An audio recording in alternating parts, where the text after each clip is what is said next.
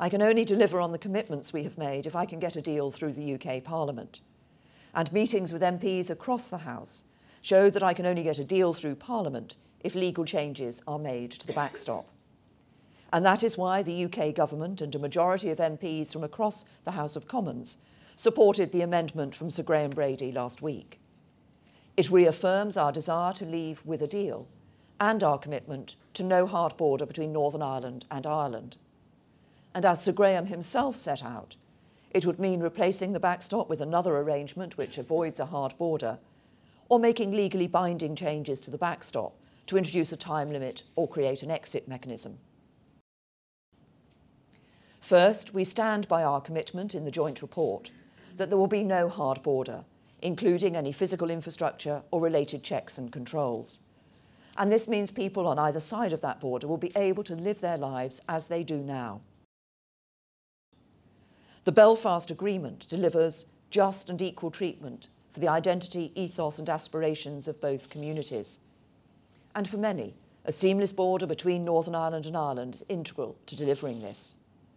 And I know this has been the cornerstone around which the community in Northern Ireland has come together to deliver peace and prosperity. And I will not do anything to put that at risk.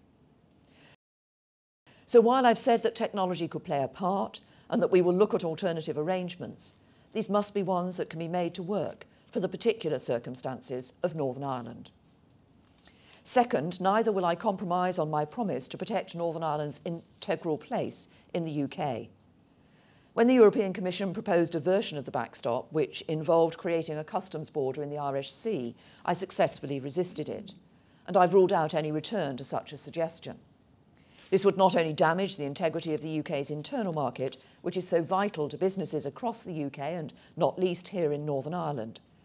It would also ignore the very real concerns of many people about being cut off from the rest of the UK. Furthermore, we will also ensure there will be no new regulatory barriers between Northern Ireland and the rest of the UK without Northern Ireland's institutions having their say. Every area of existing cross-border cooperation must be respected. If these are ever to change in the future, it will be a matter for Belfast and Dublin in accordance with the three-stranded approach, not as a consequence of our EU exit.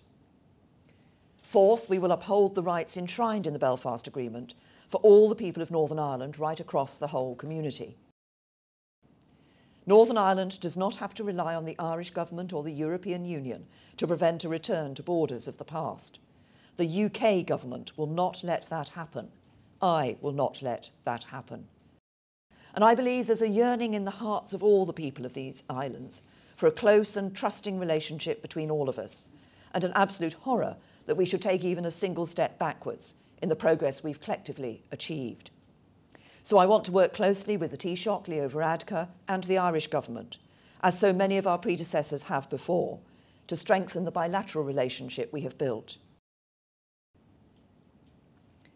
I know this is a concerning time for many people here in Northern Ireland, but we will find a way to deliver Brexit that honours our commitments to Northern Ireland, that commands broad support across the communities in Northern Ireland, and that secures a majority in the Westminster Parliament, which is the best way to deliver for the people of Northern Ireland. As we do so, I hope we can also take steps to move towards the restoration of devolution, so that politicians in Northern Ireland can get back to work on the issues that matter to the people they represent.